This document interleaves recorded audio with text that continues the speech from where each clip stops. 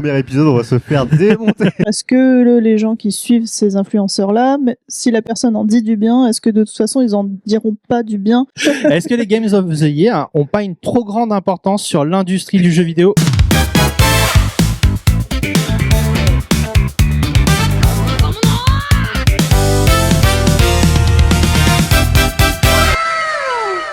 Bienvenue à tous sur Bento Pop, donc votre émission pop culture qui reviendra toutes les 2 semaines sur YouTube. Aujourd'hui, on est avec Eldandil Art. Bonjour. Et Kerem Hassan. Bonjour. Qui seront nos 2 chroniqueurs du jour. Pour les prochaines émissions, on aura bien sûr des invités qui sont tous en rapport avec la pop culture. Et du coup, sans plus tarder, on va direct démarrer sur le programme. Donc moi déjà, je me posais une question. Simple, et je voudrais votre avis.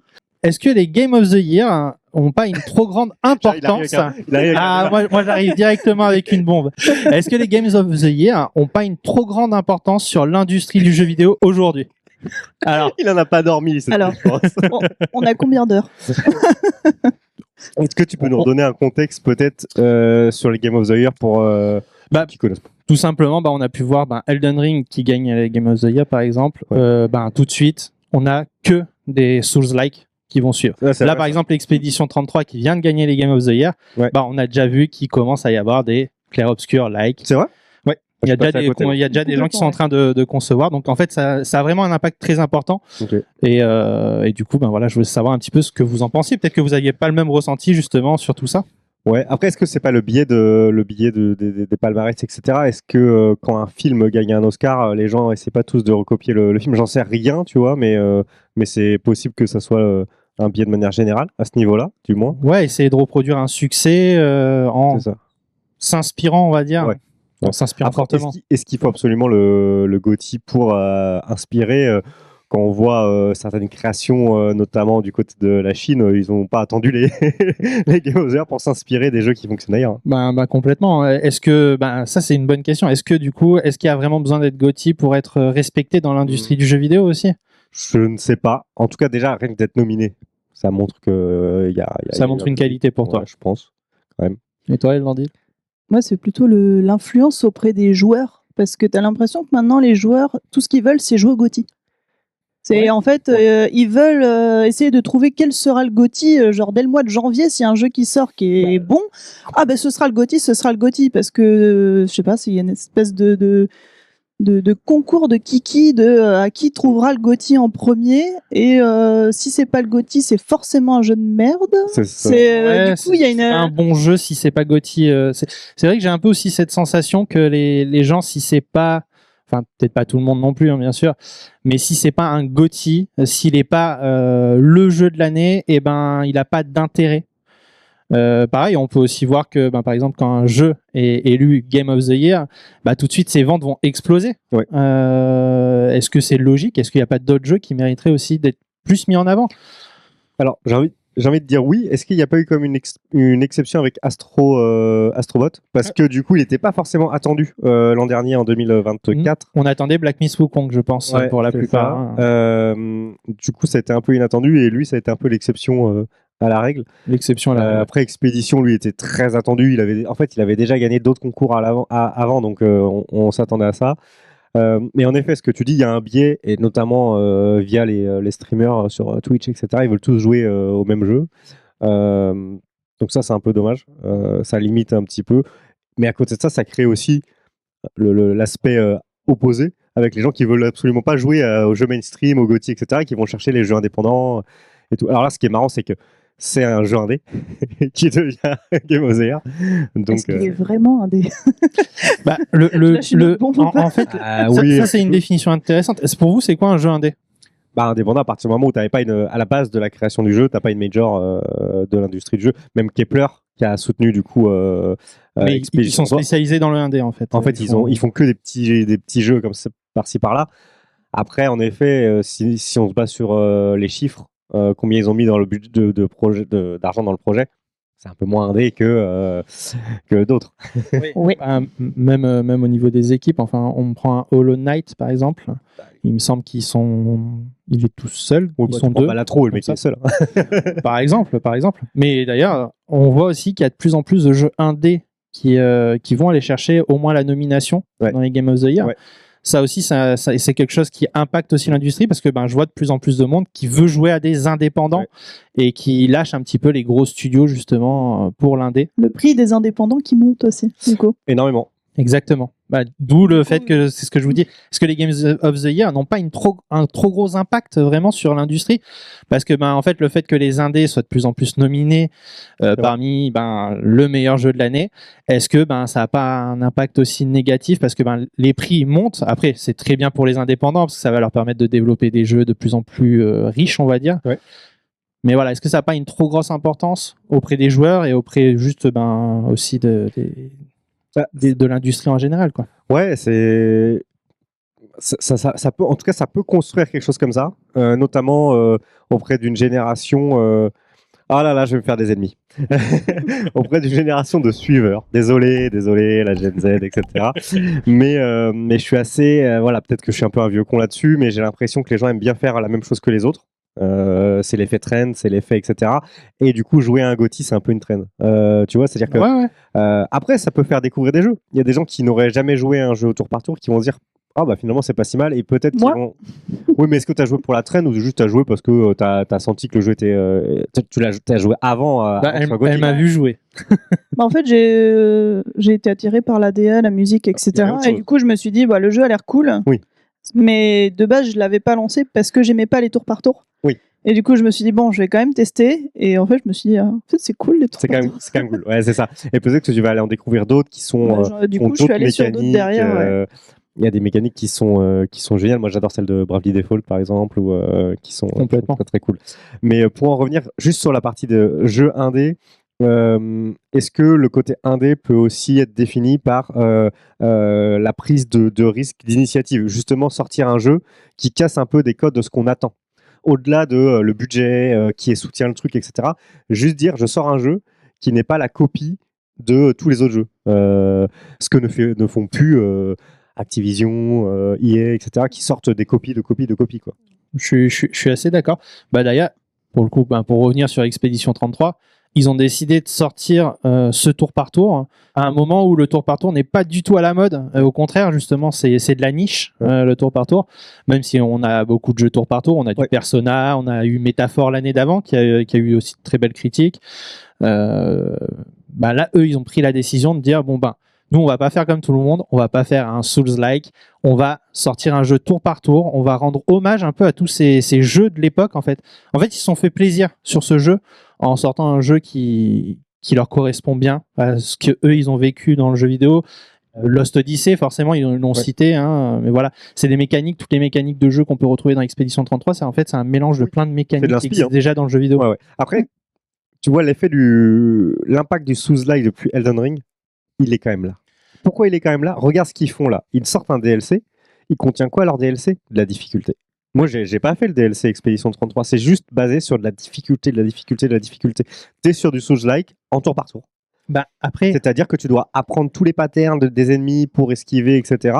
C'est du Souls-like. Hein. C'est juste que il y a beaucoup de joueurs maintenant qui ne jurent que par la difficulté. Hein. Un jeu est nul s'il est pas dur. Ouais, c'est ça.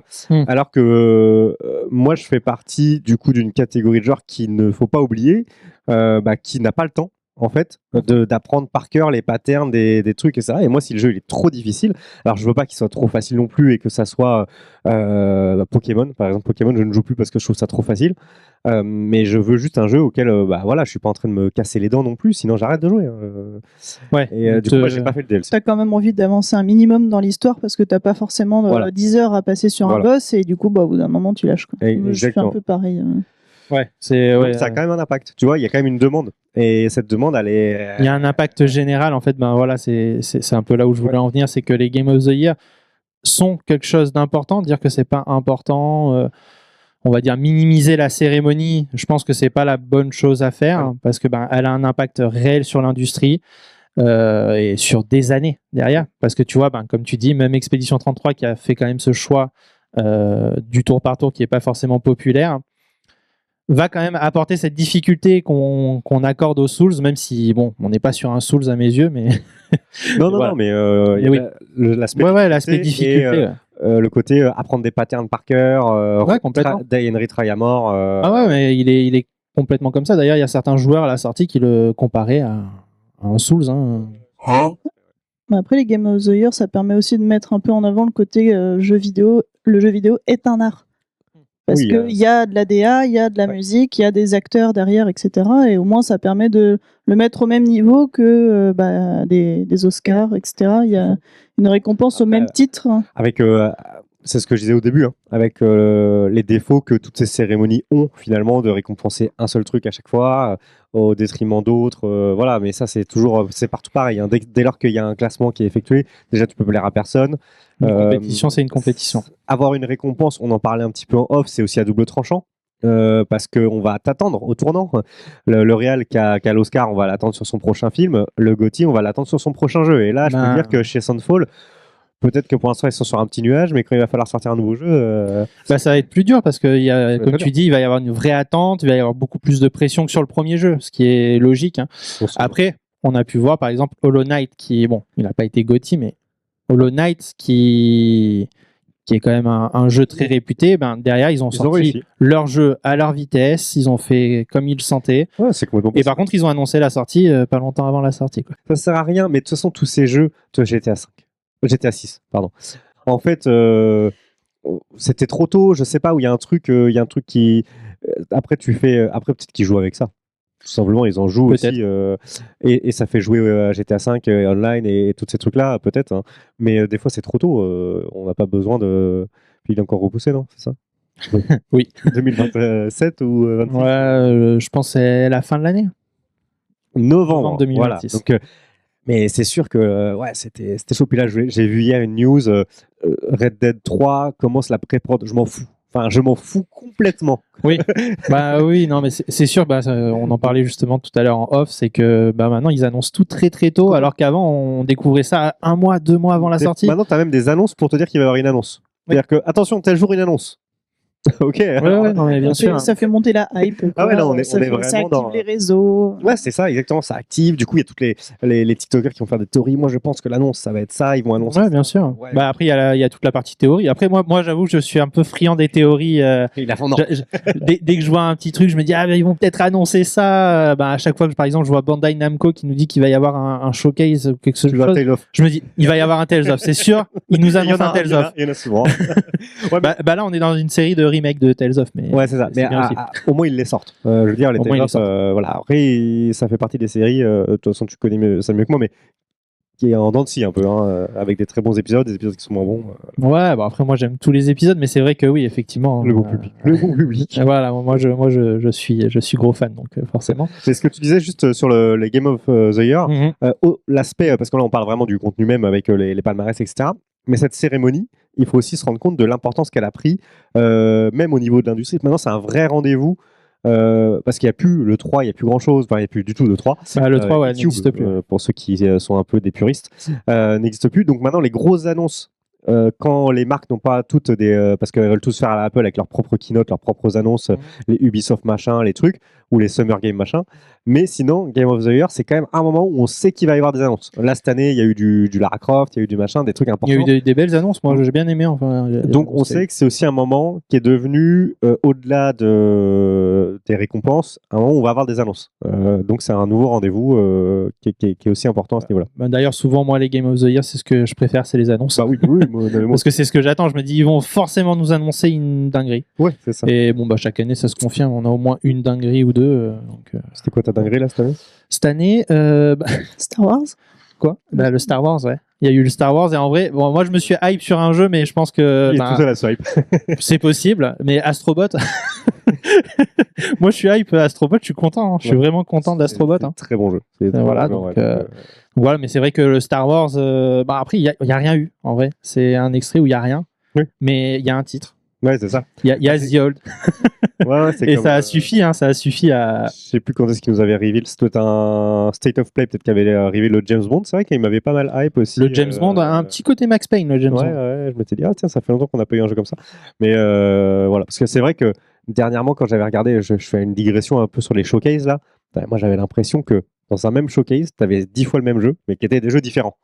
C'est-à-dire, tu sais, toujours un peu le jeu guerre futuriste, les mecs en armure, ça pète de partout. Et putain, le nombre de jeux qu'on a dans cette DA là est monstrueux. Donc c'est vrai que ça faisait plaisir d'avoir des jeux un peu différents. Helldiver 2, hein, le parfait Ouais, exemple. D'ailleurs, très bon jeu. Hein. Alors celui-ci est sûrement celui qui porte un peu le l'étendard mais sinon, t'as tout un tas de copies qui se plantent.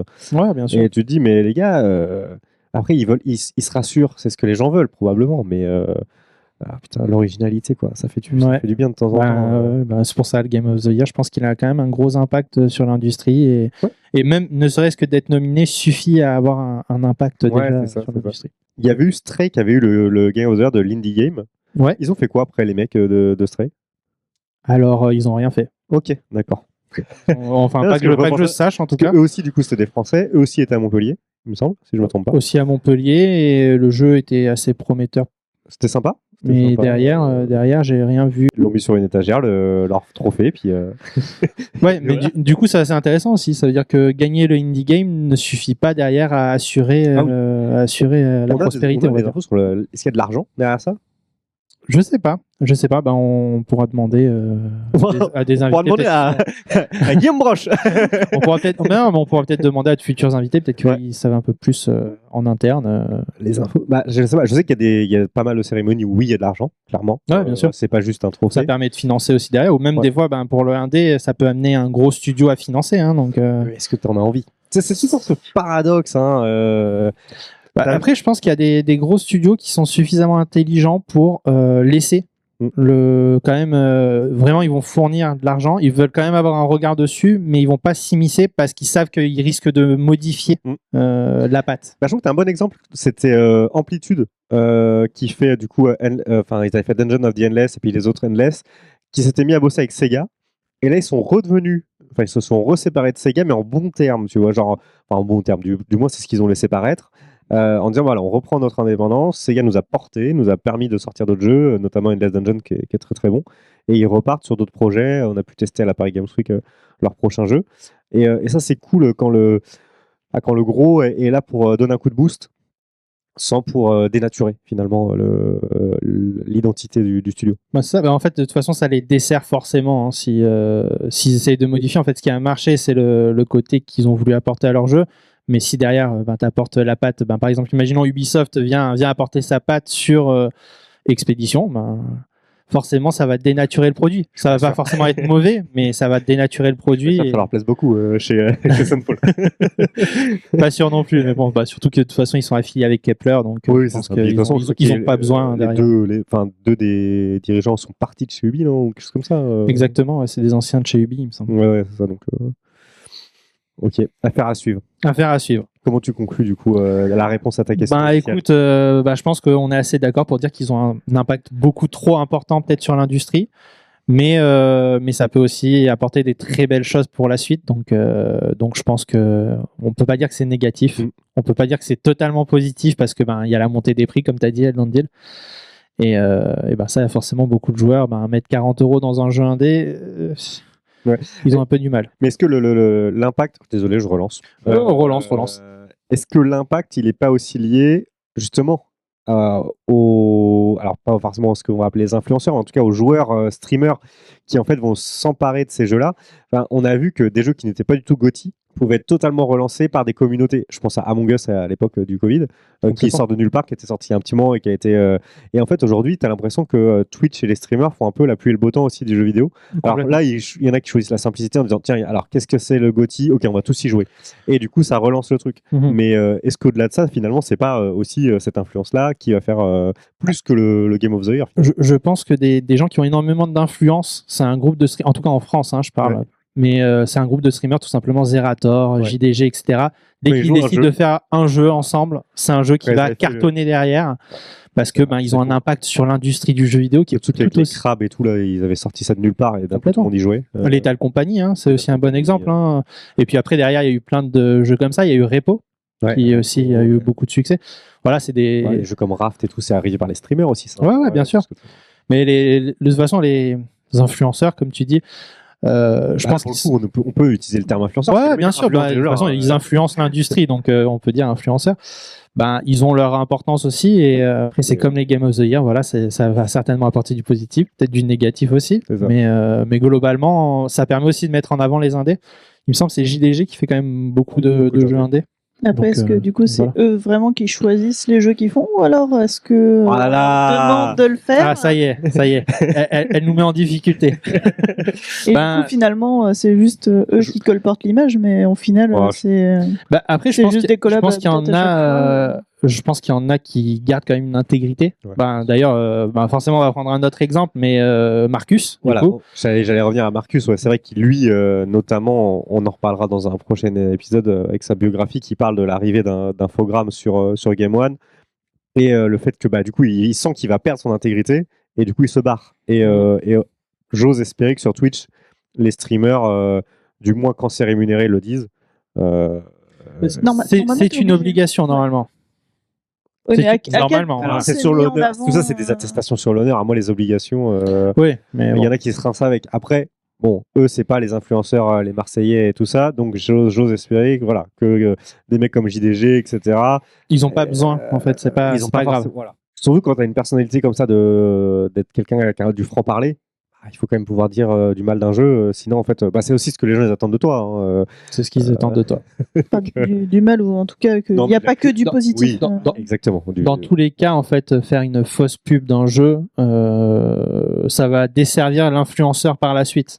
Parce que derrière, les gens vont plus le suivre, donc les marques vont plus le suivre. Enfin, c'est un cercle vicieux. Ouais, quoi. complètement. Eh ben, écoutez, du coup, on a pu voir que les influenceurs et les Game of the Year ont un impact sur l'industrie, du coup. Premier épisode, on va se faire démonter. Ah, les vieux, ils parlent, ils savent pas de quoi ils parlent. Machin. Bon, c'est pas grave, hein. C'est l'idée, hein. De toute façon, je Parle pense pour que. Après, on est là pour dire ce qu'on pense aussi. Hein, Plus donc, jeune de ce plateau. Je pense que je suis la plus jeune, peut-être. Ah oui, Ouais. je sais pas. Non, je sais pas. On a le même âge, je crois bien. Ouais. On est tous vieux. Terrible. Terrible. Mais ouais, du coup, il y a quand même un gros impact quand ça vient pas des Game of the Year. Du coup, c'est vrai qu'on a fait le rapprochement. Les influenceurs ont aussi un impact ultra important sur l'industrie. Du coup, Lethal Company, je pense que c'était le bon exemple. Il me semble que ça a vraiment explosé en stream. Et derrière, en fait, on a eu plein de jeux dans le même genre que Lethal Company. Donc voilà, au final, ça a aussi un impact ultra important sur l'industrie. Mais maintenant, on passe à un autre sujet. Tout simplement, je vais te proposer de faire ton petit jeu. J'ai un petit jeu. Alors, moi, j'avais envie d'amener dans Bento Pop un peu de jeu culture générale. C'est vrai que ça s'appelle Bento. On est dans l'esprit un peu japonisant du truc, mais on va avoir des jeux qui vont revenir comme ça, d'émission en émission, avec différentes thématiques. Aujourd'hui, 5 photos. C'est des villes. D'accord. Est-ce que vous avez voyagé un petit peu tous les deux? Un petit peu. Ah, elle a beaucoup voyagé. Elle a beaucoup voyagé.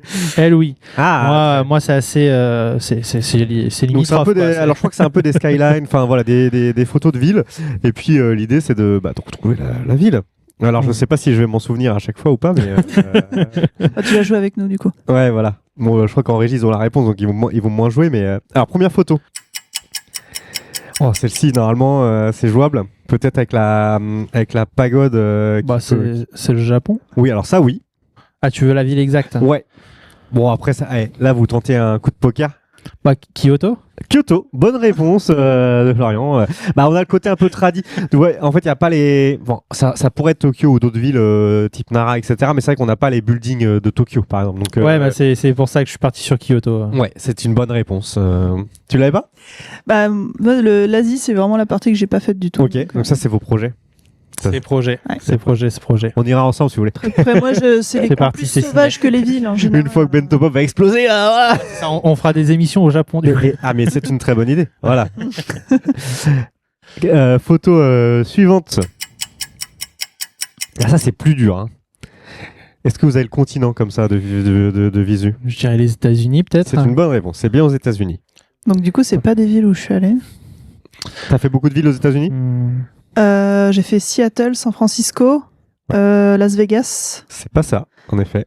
Du coup, Moi, c'est une skyline que je connais pas. Tu vois, j'ai eu envie de me challenger et elle est pas très connue. Tu sais, il y en a qu'on connaît pas. Celle de la vue de New York, on la connaît bien. Je vois que dans le public, ils ont pas trouvé non plus. C'est dur, hein. Et pourtant, c'est une ville qu'on connaît quand même. Enfin, Washington. non, c'est pas Washington. Après, vous pouvez poser des questions. Hein, je vais y répondre. Hein. Côte Est ou côte Ouest? C'est un peu central, hein, il me semble. merde. C'est un peu central, sud plutôt. Los Angeles, non? Non, pas Los Angeles. Si je vous dis Texas. Oh, punaise. Texas? Si je vous dis le nom d'une série. Ah, vas-y, peut-être. C'est le nom non, c'est le nom d'une c'est série. Houston? Une vieille série. Non, bah non, c'est pas Texas. Une vieille série avec un générique assez culte. Dallas? Dallas. C'est Dallas. Heureusement qu'il a donné la série, sinon je l'avais pas du tout. C'est Dallas qu'on connaît pas du tout. Hein. Je sais pas c'est quoi cette tour avec une boule en haut là. C'est Noël. Ouais, c'est Du coup, maintenant j'ai la musique du générique de Dallas. ouais. Incroyable. Et vous savez de quoi ça? En fait, ça parlait du pétrole en fait cette série là. Je savais Mhm. pas du tout parce que moi quand j'étais gamin, c'était juste une série avec des vieux quoi et ça m'intéressait. Ouais, bah, j'avoue que je savais pas que ça parlait du pétrole, mais pourtant je l'ai vu. Hein. Ouais, c'est ça. Let's go. Ah, c'est Lyon. Eh oui.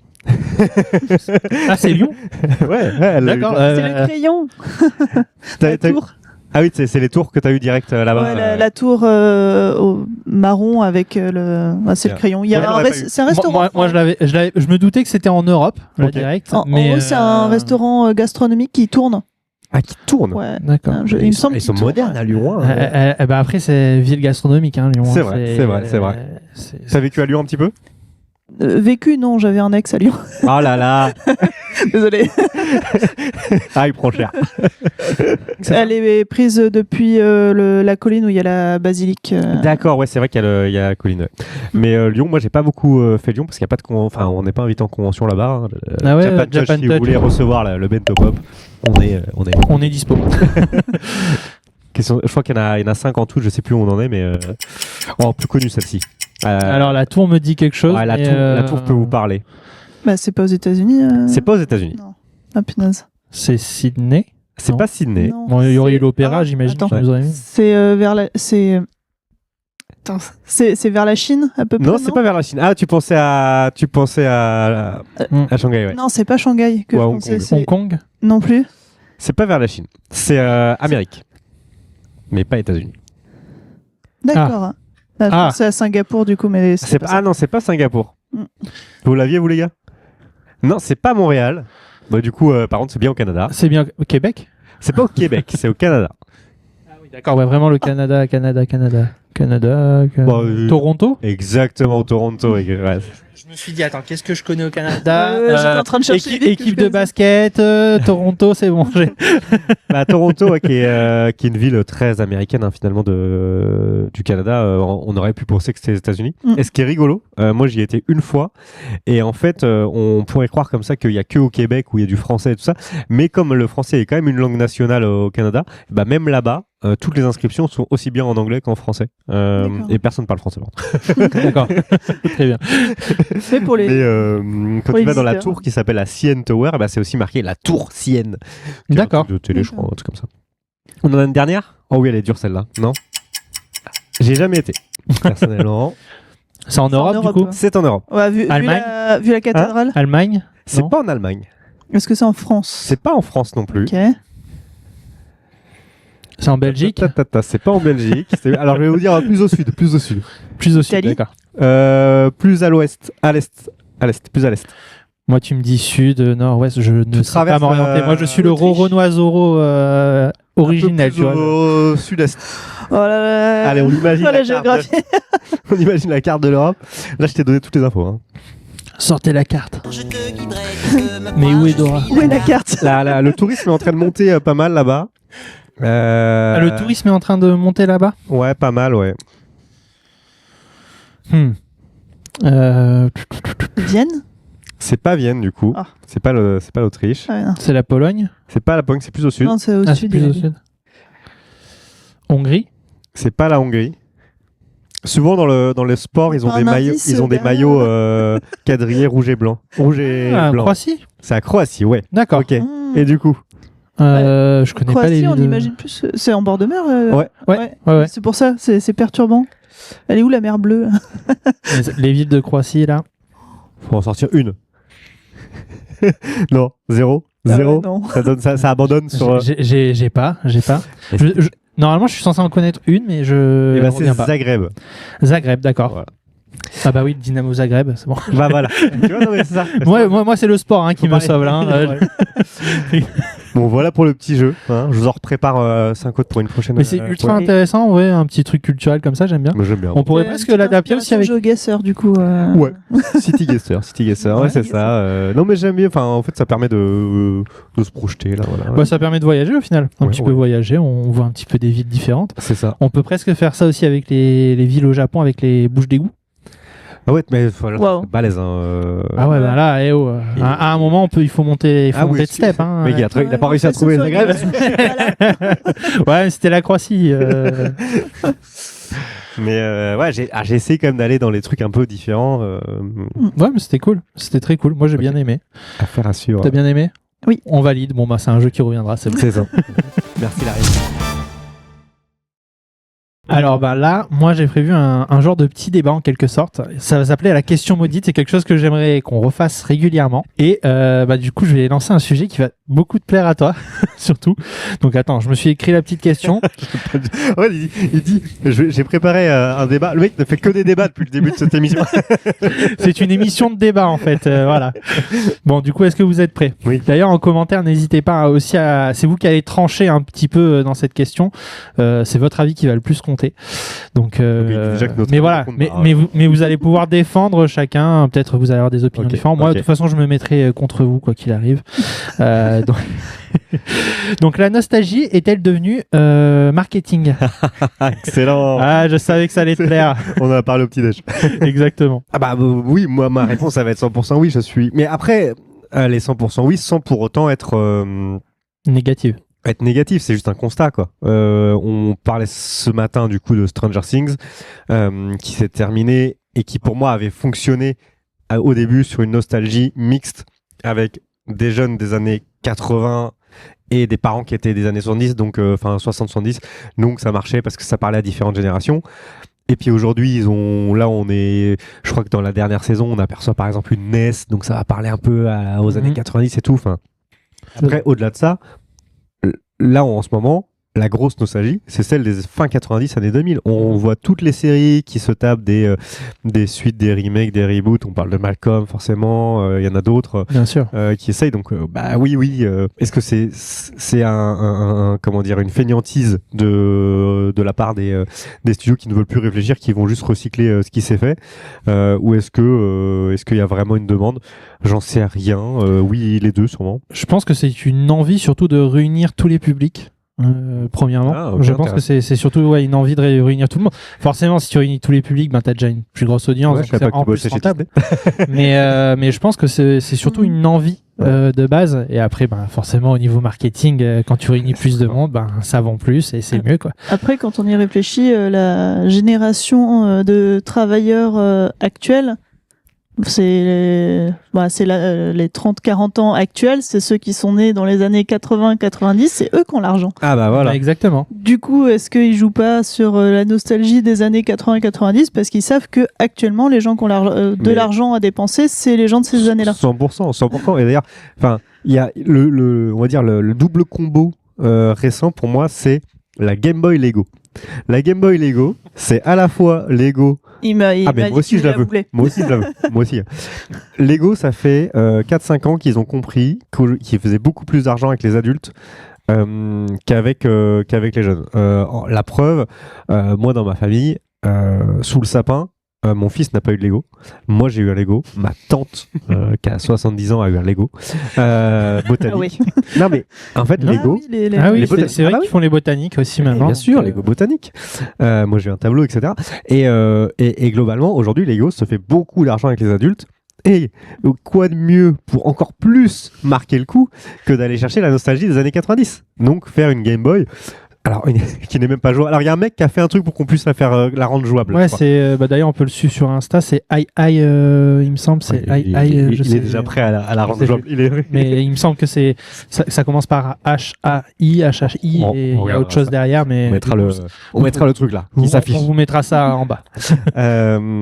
Et en tout cas, c'est hyper bien pensé côté marketing. Et de toute façon, Lego, c'est une marque qui est très très forte. D'ailleurs, tout à l'heure, on parlera bouquin et je vous recommande. Ça doit être la grande épopée Lego ou quelque chose comme ça. C'est chez Denode qui raconte Lego depuis les jouets en bois jusqu'à aujourd'hui. Et c'est ouf, la boîte familiale, comment ils ont réussi à s'implanter et comment ils se réinventent. Comment ils se sont réinventés avec les licences et aujourd'hui sans les licences, mais en parlant à des adultes, parce que finalement, les fleurs, il y a 0 licence, pour eux, c'est tout bénef. Et c'est ouf. Donc ouais, la nostalgie, elle est totalement là. Dans la musique, elle est totalement là aussi. Regardez les samples qui sont réutilisés aujourd'hui. C'est des samples des années de sons des années 2000. Du coup, vous partez du principe qu'en fait, ils utilisent la nostalgie pour happer justement les gens qui ont l'argent, du coup. De toute façon, ouais. Et pas dans un but, par exemple, on peut aussi voir ça d'une autre façon, où par exemple la Game Boy Lego, c'est quelque chose que tu peux faire avec ton enfant et dire, tu vois, papa il jouait à ça quand il était plus vieux. Ça, j'y crois pas trop. Pour moi, il y a des stratégies qui sont totalement différentes entre où l'émotionnel est séparé. Ouais. Il peut y avoir un côté transgénérationnel dans certains items, mais aujourd'hui, les enfants, ça va beaucoup plus leur parler. D'acheter un truc pas de patrouille machin que de faire un Lego Game Boy je pense à mon avis. Ouais, bien sûr. Donc au contraire ils ont trouvé une nouvelle cible. Après c'est le jeu, c'est le jeu, bien sûr. C'est le jeu du marketing donc, du coup dans les séries ils font ça aussi comme on disait. Mais par exemple Malcolm là, du coup Malcolm, tu peux te dire c'est peut-être pour réunir, tu peux te dire moi j'ai regardé la première génération et là peut-être que je suis un peu trop idéologiste, je sais pas, peut-être que j'ai envie de me dire qu'il y a quand même de l'amour derrière, mais l'amour de l'argent. Ouais. Vous êtes dur. Après, on va voir le résultat. J'essaie de réfléchir à un exemple de retour comme ça où ça s'est vraiment bien passé. On s'est dit, vraiment un très bon contenu. Mais j'en ai pas là, comme ça, qui me viennent de trucs qu'ils ont fait des années plus tard. Par nostalgie, parce que des fois il y a des années plus tard, mais pas forcément par nostalgie. Je pense à Twin Peaks, c'est revenu, mais c'était pas un côté nostalgique, c'était plus un côté suite, etc. Ou Doctor Who qui revient tous les ans avec des nouvelles. Il n'y a pas la nostalgie. Par contre, là, Malcolm, on est 100% sur la nostalgie. Bien sûr. Donc, est-ce que ça fonctionne? Compliqué. Les premiers là-dedans, ça a été aussi Star Wars qu'on fait le truc. Il y a eu du bien et du moins bien. Il y a eu du moins bien. Hein. Pour l'instant, il y a des licences qui sont à l'abri. Je pense. On n'a rien qui nous parle de Retour vers le futur dans notre décor. Mais si, le skateboard. Enfin, l'overboard. Pour moi, c'est une licence qui, pour l'instant, est à l'abri. Pour combien de temps? Pour combien de temps? Peut-être que ils vont nous l'adapter en série, à savoir. Ils sont en train de refaire les Harry Potter. Oui, mais ça, c'est différent. C'est moins nostalgique que juste une. C'est vieux, Harry Potter, quand même. Hein. Ouais, c'est vieux, mais c'est l'année 2000 aussi. C'est l'année 2000 aussi. Et les livres, même encore avant, ouais. Encore avant, ouais. je dirais. Quelle année il est sorti le premier? Avant, ouais, c'est ça, ouais, ça date. Mais après, là, je pense que après la série, il me semble que c'était pris depuis un petit moment. Mais c'est entre les deux, je dirais, entre la nostalgie et, enfin, ça va parler à tous les publics. Oui. Alors que des trucs comme Malcolm, je suis pas sûr que les ados, etc., ils soient vraiment hypés de se dire putain, il y a Malcolm qui revient. Pas sûr. Ils connaissent pas en fait. Ils connaissent pas forcément. Hormis si les parents les ont bercés avec ça. Tout ça. Et d'ailleurs, on a eu aussi ce côté-là avec d'autres des animes aussi. Il y a eu le retour de Captain Tsubasa, de Goldorak. Captain Tsubasa, et puis j'en parlais tout à l'heure justement. Banana Fish aussi qui. Je connais pas. Pourtant ça reste culte, mais du coup ils ont ressorti un remake pareil, Banana Fish sur Amazon Prime.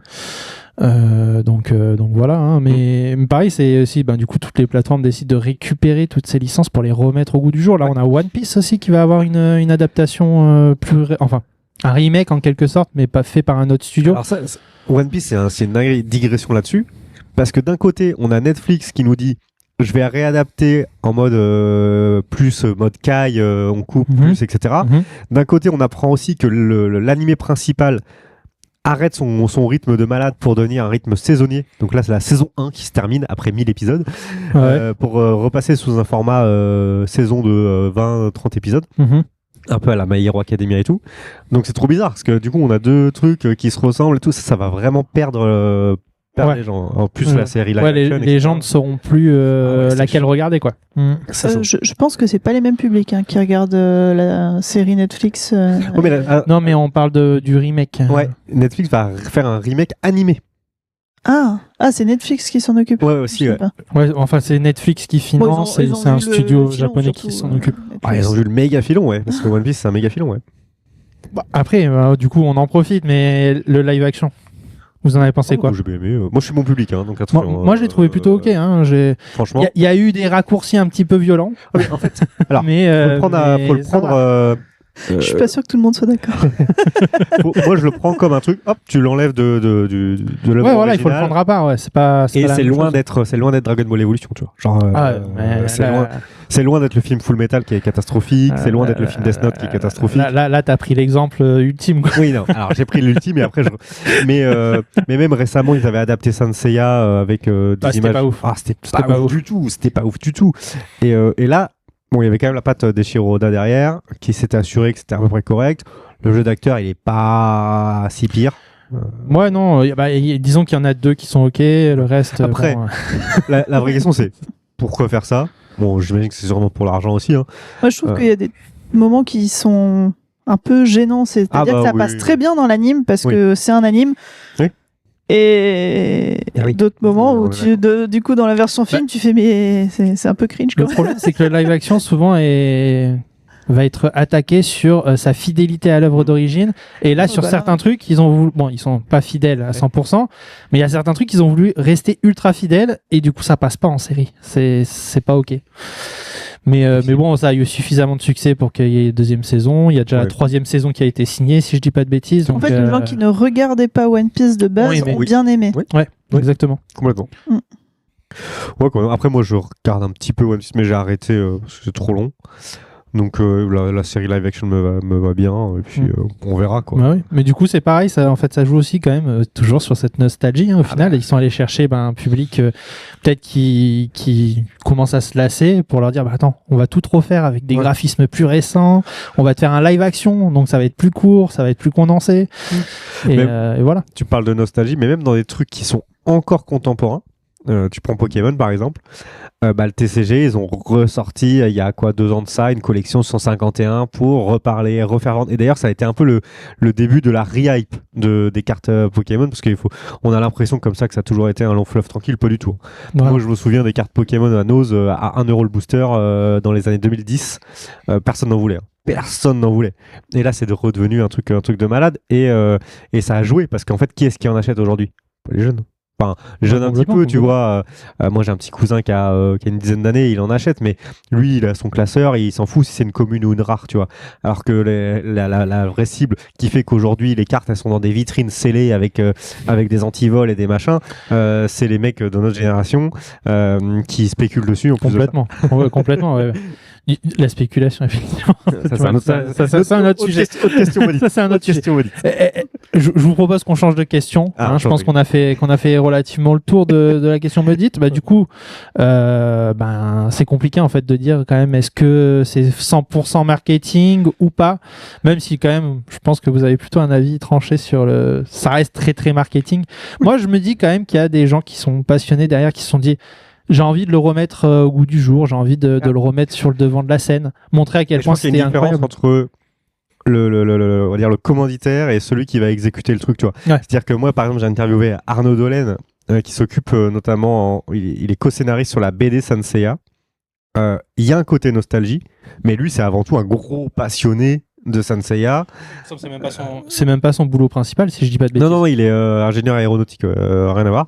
C'est un gros passionné, il bosse avec un autre gros passionné. Le milieu de la BD, c'est pas forcément un milieu qui rapporte beaucoup de base. Exactement. Et en fait, ça peuvent un peu faire ce qu'ils veulent. Et d'ailleurs, la BD marche très très bien et le public est très très réceptif parce qu'il y a une qualité du truc en fait. Et à la différence de certaines trucs qui ont été sortis du grenier et qui en fait sont assez catastrophiques et on les oublie tout aussi vite. Et on se rattache au matériau de base. Après, le truc, c'est qu'au niveau financement, les personnes de départ peuvent être passionnées, sauf que derrière, pour trouver des financements, les gens qui financent, ils vont se dire est-ce que ça va nous rapporter? Oui, non, Exactement. et voilà, ça va pas plus loin.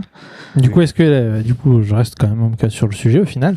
On est relou. Est-ce que du coup, cette nostalgie est imposée aux scénaristes? On leur impose, par exemple, dans Stranger Things, est-ce qu'on leur dit, par exemple, là, vous allez nous mettre une musique d'une histoire sans fin pour éveiller les vieux enfants? Moi, je dirais qu'il y a eu des hasards, des heureux hasards à certains moments, et après ils en jouent. Mais dans beaucoup de séries, c'est ça. Et du coup, je suis pas sûr qu'ils s'attendaient au succès de Kate Bush avec la saison 4. Et du coup, ils en jouent beaucoup après de la musique, etc. à fond. Ouais. Ils essaient de nous remettre des musiques, voir si ça va faire le même effet. C'est trop tard. Et ça, il y a un côté, alors au-delà de la nostalgie. Oh tiens, ça a marché, je vais recommencer. On parlait de digression nouvelle de mercredi Wednesday avec la scène de la danse dans la saison 1 qui avait fait un buzz inattendu. Ils ont retenté un truc dans la saison 2, ça sonne faux, de fou. Et dans beaucoup de séries, c'est ça. C'est-à-dire, il y a un truc qui a bien marché, on va le refaire. Et du coup, l'hyper nostalgie. Ça fait très très forcé en général. Ouais, ça fait très très forcé, ouais. Et l'hyper nostalgie Stranger Things. Oui, après, comme elle était introduite dès la saison 1, avec le JDR, avec tout ça, ça sonne moins creux. Ouais, un peu moins creux, quand même. Ouais, c'est une bonne intégration. On va dire que c'est la DA de la série, de toute manière, de jouer là-dessus. Donc, bien sûr. Très bien. Du coup, dites-nous un commentaire. Vous, qu'est-ce que vous en avez pensé? C'est vous qui allez trancher sur le sujet. Du coup, est-ce qu'un anime sans opening peut être culte, même s'il n'a pas un opening marquant? Est-ce que je vais commencer parce que du coup, au moins, on va pouvoir avoir tous les haters directement. Moi, je skip les... Bref. Je crois que je finis pas ma phrase, c'est bon, tout le monde a compris. Voilà. Donc, elle ne regarde ni les endings ni les openings. Voilà. On va dire que moi, quand j'ai eu ma phase, j'ai grandi avec d'abord Canal et l'émission d'Yannick et tout ça, GTO, Full Metal avec des openings exceptionnels. Des dingueries de ouf. Après, Naruto nous a fourni quand même une bonne pelletée de très très bons openings. Tu vois, rien que tu me parles des openings, moi j'ai des frissons, tu vois, je suis déjà comme dans un fou. Dans ma consommation récente, c'est resté un peu moins, tu vois. Ouais. Je dis pas qu'ils sont mauvais, etc., mais je vais avoir tendance... Alors moi, souvent, je regarde une fois, et après, en effet, j'ai tendance à les skip. Voilà. Mais par contre, s'il y en a un que je trouve exceptionnel, il peut rejoindre ma playlist Spotify. Tu vas faire un petit mouchoir là, et je vois la petite larme là sur le côté. Ça me fait mal parce que moi, je suis vraiment... moi, je regarde tous les openings. Genre, même si je m'enchaîne tous les épisodes, j'aime regarder. Et à chaque fois, ça me fait péter. Elle skip. Et moi, ça me rend fou qu'elle skip à chaque fois. Parce que même sur les récents, tu vois, je trouve qu'il y a vraiment des très très bons openings qui sont incroyables. Bon, après, forcément, encore une fois, c'est encore une question de nostalgie. Forcément, les plus vieux, quand on entend un générique de GTO, on reconnaît tout de suite, on se dit ah là là, c'est incroyable. Ah là oui. Pareil pour Full Metal, Dragon Ball, je pense que c'est même les nouvelles générations connaissent les openings originaux, les openings de Dragon Ball. C'est juste incroyable. Bon, oui, mais toi non, mais c'est vrai. Après, c'est différent. Je sais pas si dans les modes de consommation actuels, en tout cas, ils s'y intéressent autant que ça. Tu vas avoir un public, qui s'y intéresse. On voit bien que dans les conventions, quand il y a des blind tests et tout, les gens connaissent les openings de Jujutsu, de tous ces trucs-là qui sont un peu plus récents. Après, je pense qu'il y a le consommateur lambda de Netflix qui va regarder des animés, s'en fout un peu. En plus, Netflix se propose de passer le truc en mode je clique sur un bouton. Sur Crunchyroll aussi, il me semble que tu. Sur Crunchyroll aussi, donc ouais. C'est une aberration, mais c'est pas grave. C'est un plus grand plaisir. C'est pas grave, mais du coup, pour vous, c'est pas essentiel au succès, et au fait qu'il va devenir culte, parce que c'est vraiment ça au final la question. Est-ce que sans cet opening, je dis pas qu'il sera mauvais l'anime, mais est-ce qu'il peut rentrer dans le côté culte où tu vas avoir envie de le regarder, ne serait-ce qu'en voyant une image, du coup, si on parle pas d'opening. C'est parce que l'anime est bon que du coup les gens vont retenir la musique et du coup. Oui, mais c'est ça, c'est possible. Ça se trouve, t'as des très bons openings sur des animes totalement oubliés. C'est possible, j'en sais rien. Ouais, par exemple, tu vois, je vais te prendre quelques exemples du coup d'animes qui sont très bons mais qui ont pas un opening qui est ultra marquant. ok. Et au final, du coup, plus personne n'en parle. Monster, voilà. Ouais. Monster, il a pas son opening, il est vraiment pas marquant. Pas marqué, ouais. Et aujourd'hui, tu parles de Monster, il y a. Et pourtant, mais après, c'est quand ça arrivait chez nous, on n'était pas forcément habitué au seinen non plus. Les gens voulaient tous du shonen. Ouais, bien sûr. Donc même moi, j'avais quoi quand ça arrivait 16-17 ans, je pense. Ouais, Et ça m'a moins. Je pense que je regarderais aujourd'hui, ça me plairait beaucoup plus. Parce que je suis à la recherche de ce type de contenu. Mais à l'époque, waouh, c'était un peu. Ouais. Du coup, tu penses que c'est plus ça que le fait que... Après, l'opening, je sais pas. C'est vrai que quand t'es à cette époque-là, bon, déjà, on n'était pas bercé autant par la musique japonaise et tout. Donc, ouais, c'était ma manière d'en écouter, quoi. D'écouter les openings et tout. Donc, d'accord. Ouais, c'est clair. D'accord. Et après, j'allais chercher l'artiste et machin. Et puis, t'avais certaines chaînes, que ça soit No Life ou Game One, qui proposaient des AMV, un peu avec de la musique d'opening et tout. Et c'était un peu stylé, quoi. Même sur YouTube, c'était un peu la bonne période des AMV aussi. Où on utilisait un opening, on mettait plein d'extraits du truc et après, on se les matait comme ça. Yes. C'est fini, ça? Si, ça existe encore. Sûrement, ouais. De quoi les mix Les AMV, tous ces trucs-là. Je pense que oui. Ouais, okay. Moi, je regarde encore. Je suis je encore consommateur. Il a une chaîne, en fait. T'es vraiment très très bon public, toi, donc tu regardes tout. Quand ça touche aux animes, je suis très bon public.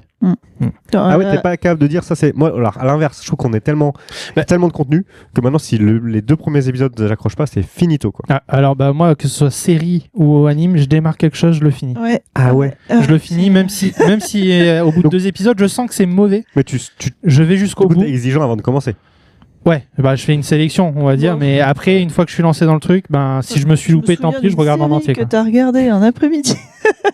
C'était mauvais. C'était plat. Vas-y. C'était très plat. C'était l'histoire d'une petite fille qui naît un jour d'orage et qui fait partie d'une. En fait, c'est une fille d'un chef de brigand. Mais à la base, ils te teasent le truc. T'as genre des harpies et tout au début. Je me suis dit, ça va être un truc fantastique. Il va y avoir une prophétie ou un truc comme ça, un truc un peu stylé, et en fait, non. Ok. Tu l'attends pendant toute la série. Mais jusqu'au bout, en fait, je me suis dit, comment ils nous ont teasé le début, va se passer quelque chose. Il s'est jamais rien passé. Moi, j'ai fini ça. Mais j'ai été comme ça longtemps. Hein. Quand je commençais, il fallait que je finisse. Alors que maintenant, non, tu vois, t'as des trucs comme. On parlait de Sandman. J'ai arrêté. Toujours le problème, le temps. Ouais, il y a le temps et. Puis ouais, j'ai plus envie de m'infliger ça, surtout quand j'accroche pas. Mais le pire, c'est quand tout le monde te dit. Là, il y a eu une hype là récemment. Je vais me faire des ennemis, hein, désolé. Il y a une hype sur Dan Dadan. Moi, je suis désolé. J'ai regardé 2 épisodes, j'étais hyper gêné par la sexualisation du personnage secondaire. Ah, moi, ça m'a pas dérangé. Ah, moi, ça m'a dérangé. J'avoue que ça m'a. Clairement, moi, c'était. Je comprends qu'on puisse pas aimer en vrai. Ah, moi, c'est trop dérangé. C'est fait respect, ouais. Mais moi, justement, au plus c'est bizarre, au plus je kiffe. Ah, mais lui, il est chelou aussi. Ah non, trop. Un peu pareil. Ah, mais trop, quoi. En fait, je trouve qu'aujourd'hui, ouais, ça vraiment. Tu peux t'en passer. En fait, quand tu sens que tu peux t'en passer de la manière dont le personnage il est écrit, tu dis en fait l'histoire elle pourrait avancer sans ça et du coup ça m'empêche d'avancer. Ouais, bien sûr, l'histoire peut avancer sans ça, mais en fait ils vont en jouer tout le long pour essayer d'apporter des touches d'humour. Après, c'est une façon de faire, quoi. Mais c'est une façon de faire. Après, le truc, c'est que c'est aussi une culture quand même assez différente. Et on n'a pas du tout la même approche avec le Japon. Ouais, bien sûr. Mais on connaît d'autres personnes, c'est pareil. Dès qu'il y a un peu trop de fan service ou ce genre de truc, terminé. Ça bloque direct. Moi, c'est vrai que c'est quelque chose. En fait, si l'univers, si les personnages sont marquants, ça me suffit. En fait, j'ai pas besoin, même s'il y a du fan service dans tous les sens. Ouais, je sais. Bah, de toute façon, tout le monde m'a dit, il faut que tu regardes. Donc, j'y étais. J'ai fait 2 épisodes. Bon, après, moi, je vais rien dire. Mon anime préféré, enfin, mon manga préféré, c'est Food Wars, donc. Donc voilà. Bon. Voilà. Dites-nous en commentaire. Dites-nous en commentaire. Est-ce que vous aimez Food Wars? Non mais ouais. Bah oui. Hein. Après Food Wars, ça reste. Bah déjà, ça parle de bouffe, donc ça part bien. Ça reste très bien en fait dans le fond. Après ouais, effectivement, ça part un peu trop dans tous les sens des fois. Ouais, mais c'est très assumé, c'est très intégré à l'histoire. Du coup, moi je trouve que ça passe très bien, mais. Bien sûr. Après, des fois, effectivement, c'est juste gratuit. Parfois, c'est gratuit. Mais bon, ça passe au final. Et ben, du coup, on va enchaîner avec ta chronique. Ouais. C'est parti pour la page littéraire de Kerema, du coup. Yes, alors je vous parle de 2 bouquins. Le premier, c'est Mangashi de Maxime Gendron. C'est sorti il y a un petit moment maintenant. Alors Maxime, j'ai pris des notes parce que quand même. Maxime qui était au Japan Ouais, Maxime. Tour, Alors Maxime, il est, en fait, il a fait des études dans l'édition, etc. Mais finalement, il trouvait pas forcément sa voie, mais toujours passionné à fond de manga, etc. Et notamment, il s'est spécialisé dans la prépublication. il est incroyable. J'ai pu discuter avec lui. Ah ouais, non, mais le mec, il a fait des recherches de fou. Donc la prépublication, pour ceux qui savent pas, c'est, vous savez, au Japon, ils ont tous ces magazines finalement où il y a des chapitres de manga, etc. Et eux, ça fonctionne toujours comme ça. Genre One Piece, c'est publié d'abord là-dedans et après ça va être relié. Il y a d'autres choses et il y a des systèmes de vote, ce qui fait que un Shonen Jump. Ça commence à arriver en France. Alors. C'est un peu le sujet de son livre. C'est-à-dire que lui, il a fait l'histoire de la prépublication. Donc, il fait toute une première partie sur l'arrivée du manga au Japon, depuis vraiment la nuit des temps jusqu'à aujourd'hui, avec la prépublication. Ça a commencé sur quelque chose d'assez particulier, le manga en plus. Donc. Ouais, c'est hyper intéressant.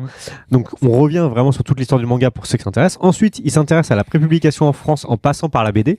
Donc, il parle un peu de l'arrivée de la BD, de comment c'est né. Vous savez, de la période aussi pilote, journal de Mickey, tous ces trucs-là avec un petit peu de prépublication. Et du coup, il va vraiment montrer la différence entre le Japon qui a vu le manga comme vraiment un produit plutôt de consommation, consommation du quotidien, où c'est vraiment devenu... Enfin, si vous allez au Japon, il y a du manga partout. Il explique, tu vois une pub... Même dans les poubelles. Non, mais ça. Dans les poubelles, t'as du manga. Pub pour la lessive, t'as du manga. Dans les... manuels d'explication pour ton micro-ondes, t'as du manga. En fait, voilà, t'en as partout. Alors que nous, la BD... c'est plutôt un art en France, donc beaucoup plus un peu touchy, donc on aime moins ce côté prépublication avec des journaux de mauvaise qualité, etc. Donc pas forcément compatible. Ça, c'est sa première analyse. Je vous laisserai bien sûr lire le bouquin si ça vous intéresse pour aller plus loin. Et du coup, il fait une dernière partie sur la prépublication du manga en France, les différents essais qu'il y a pu avoir et qui n'ont pas forcément marché, déjà du fait que chez nous, tu prends Jump, etc., tout ce qui est Dragon Ball, Naruto, One Piece, ne sont pas forcément chez les mêmes éditeurs chez nous. Tu vas avoir du One Piece qui est chez Glénat et du Naruto qui est chez Kana. Par exemple. Donc c'est compliqué de récupérer les Shonen Jump tels quels, donc c'est très compliqué. Il y a eu des essais un peu infructueux. Par contre, il y a d'autres choses qui continuent d'être essayées, notamment sur du manga français ou sur du manga indépendant. Notamment, il ouvre une page sur un projet européen qui s'appelle Manga Isho, je crois. Manga Isho, ouais. On a testé. Vous avez testé Manga Isho ? On a testé, c'est très très bien. Voilà. Et il y a un autre dont on parle peut-être un peu moins, c'est Kankuro. Ouais, Kankuro, il en parle également. Qui est aussi très très cool. Donc ça, c'est à suivre. Donc c'est de la prépublication chez nous avec pas mal d'auteurs, soit français, soit européens, assez peu japonais pour le coup, mais ça permet de découvrir des nouveaux mangas et derrière peut-être de montrer le talent européen aussi. Ouais, mais complètement, hyper intéressant. Donc je vous raconte pas tout ce qui se dit là-dedans. C'est en auto-édition. Il se marquait Bulma, mais en fait c'est lui, Bulma édition. Vous pouvez l'acheter sur son site Maxime Gendron et franchement c'est très cool. Vous prenez une grosse dose de connaissances avec son travail. Je pense qu'il va continuer à bosser là-dessus, donc très très cool. Mangashi par Maxime Gendron. Ouais. Deuxième bouquin, donc ça c'est déjà dispo. Deuxième bouquin qui ne sera pas dispo au moment où vous voyez cette vidéo, mais qui va être dispo si je me trompe pas le 19. Donc je vous dis ça tout de suite. Le 22 janvier prochain, c'est Cyprien. Cyprien, vous connaissez. Comment ça se fait que tu l'as eu avant tout le monde ? Alors, parce qu'il a fait une campagne crowdfunding et du coup on l'a un peu en avance si on a participé à la campagne. Donc Cyprien, vous le connaissez. Moi j'aime bien. Petit aparté, je fais un peu une défense de Cyprien parce que moi c'est vrai que j'ai grandi un peu aussi avec lui, d'abord sur Dailymotion, après il a fait le Rewind, etc. Il a fait quoi ? La nostalgie. Ouais, alors ça joue aussi. Non mais je sais qu'il y a une nouvelle génération qui critique un petit peu parce qu'il dit ouais mais c'est pas un vrai YouTuber, etc. Non, c'est un mec qui fait autre chose. Il fait du court-métrage. Alors des fois il y en a qui sont bons et il y en a qui sont moins bons. C'est un vrai vidéaste. J'allais dire c'est un vrai créateur. C'est un vrai créateur. Il a fait de la BD, il a fait Roger, il a fait du livre audio avec l'épopée temporelle. Il est très complet. C'est ça. Alors, du coup, pour Roger et ses humains, il avait travaillé avec un dessinateur. Et là, pour le Pire Guide du Japon, il a décidé de lui-même dessiner. Alors, il dit lui-même que c'est pas un grand qu'il n'est pas expert en BD. Il le fait en live d'ailleurs, je crois, sur Twitch. Ouais, il avait dessiné un peu. Donc, il a un peu simplifié ses dessins, etc. Et ce Pire Guide, du coup, c'est un mélange entre un guide du Japon, de manière assez globale, c'est-à-dire qu'il ne s'arrête pas sur Tokyo, Kyoto, il va vraiment un peu partout au Japon en fonction de ses expériences personnelles et des petites illustrations BD un peu humoristiques. D'ailleurs, ça s'appelle Le Pire Guide. C'est loin d'être le pire guide. En fait, c'est de l'humour. Ouais, c'est vraiment hyper bien pensé. Dedans, il va vraiment raconter ses histoires personnelles. Il va donner des conseils qui, alors pour moi qui étais 2 fois au Japon, je trouve hyper pertinent parce qu'en fait, il dit les choses telles quelles qui ne sont pas forcément dites dans un Lonely Planet ou des choses comme ça. Et c'est vraiment rigolo. Il s'adresse à un public pas mal comme nous, de notre génération, c'est-à-dire qui aime la culture japonaise, mais au-delà de ça, qui aime aussi la pop culture. Donc très cool, mais qui aussi s'intéresse aux paysages et autres et aux balades. Donc vraiment, ça parle à tout le monde. Donc très très cool. Pire guide du Japon, donc dispo à partir du 22. Vous voyez à l'intérieur, vous allez aussi bien avoir, à chaque fois c'est un peu comme ça, c'est-à-dire que tu as une page avec du texte, de l'autre côté tu as une petite BD qui vient illustrer les propos avec son petit personnage de Cyprien qui trouve ça rigolo. Là il est sur l'île d'Odaiba où il y a le Gundam, il s'attend à ce qu'il se passe un truc de ouf. Il y a de la mise en situation en fait. Il y a des mises en situation à chaque fois pour illustrer ce qui... Okay. Et alors je sais pas s'il sera relié de cette manière-là dans la version dispo en magasin, mais en tout cas c'est une belle édition. C'est toujours bien d'avoir des beaux objets. Voilà pour la petite page bouquin que je recommande. De toute façon, si je vous le dis direct, si un bouquin je l'aime pas, j'en parlerai pas dans l'émission. Non, mais c'est vrai que du coup, j'avais pas vu. Je suis passé complètement à côté pour Cyprien. Moi, je l'ai vu passer. En tout cas, il a fait. Mais j'avais pas capté que c'était lui, par contre. Ouais, il a fait ça un peu à côté. Donc il y a eu le financement participatif. Alors dans les contreparties, il y avait, je sais plus, il y avait des petites figurines, des cartes à jouer, des machins. Bon, moi, ce qui m'intéressait, c'était le bouquin. Avant tout, je voulais voir ce qu'il avait écrit, comment il abordait le sujet, parce que c'est vrai que des guides, il y en a beaucoup. Là, quand on était sur la Japan Tour Festival, on a reçu même deux personnes qui avaient écrit un guide différent, un qui était plus sur les road trips, l'autre qui était un guide qui se basait sur la langue. Enfin voilà, hyper intéressant, mais chacun a une approche différente. C'est très intéressant parce que c'est un amoureux. On va en parler une prochaine fois. On en reparlera du guide sur les road trips. Oui. On l'a récupéré du coup. Ouais, très très intéressant aussi, et ça donne vraiment envie d'aller se balader, de se perdre au-delà de Tokyo et Kyoto. Mais le pire guide aussi. C'est-à-dire que il fait une grosse partie sur Tokyo et après il dit mais allez-y quoi, bougez, et le Japon c'est un peu comme la France aussi à ce niveau-là. Profitez. Entre le sud et le nord du Japon, c'est 2 mondes complètement différents, avec même des personnalités. Les Japonais sont différents et c'est hyper intéressant. Ouais, comme en France, quoi. Vraiment comme en France. Tout à fait. Donc voilà, je ne suis pas sponsorisé pour faire. Nous ne sommes pas sponsorisés pour ça, mais c'est ultra intéressant. Même du coup. Même Mangashi, ouais. Mangashi, c'est. Enfin, moi du coup, j'ai eu la chance parce que au Japan Tour, j'étais sur une scène aussi, et c'était mon dernier invité de la scène. Maxime, ouais. Et je l'ai juste lancé sur un sujet et il est parti. Et j'adore ce genre de personnes qui, tu vas juste leur poser une question et là, paf, tu te rends compte qu'ils te dévoilent tout leur univers. Et du coup, j'imagine qu'à travers son livre, on sent cette passion et cet amour du manga. Et du coup, très bonne recommandation, je pense. Tout à fait, exactement. Là, vous allez pouvoir manger cet ouvrage-là et du coup prendre plein de connaissances. Et du coup, ça... Si vous avez un peu arrêté de lire du manga parce que vous n'avez pas le temps, vous allez avoir envie de relire du manga. Très bien.